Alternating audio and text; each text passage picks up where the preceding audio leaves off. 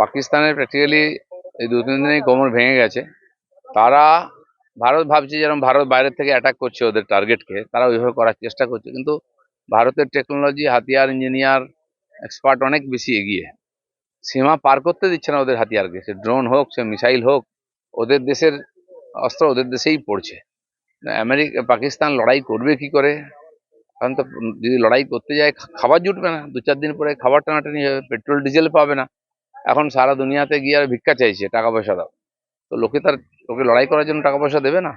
এর আগে টেরোরিজমকে আটকাবার জন্য টাকা দিয়েছিল, সেটা টেরোরিজমের পেছনেই লাগিয়েছিল ওরা, তো বিশ্বাসভঙ্গ হয়ে গেছে। আজ পাকিস্তানের সঙ্গে কেউ নাই। দেখুন, যুদ্ধ বিগ্রহ চলছে, অনেক কিছুই হবে। আবার পরিস্থিতি স্বাভাবিক হলে তখন বোঝা যাবে কি হাল। এখন রিস্ক নিয়ে কেউ কিছু করবে না। শেয়ার মার্কেটেও প্রভাব পড়ছে, অন্যান্য সব জায়গায় পড়বে, লোক বুঝতে পারছে না কি হবে। তো সেই জন্য এই ধরনের চুক্তি ইত্যাদি ভারত যেমন আগেই সব ক্যান্সেল করে দিয়েছে, কারণ পাকিস্তান কোনো চুক্তি কোনোদিন মানেনি। তো ভারত আর তার জবাব দিচ্ছে।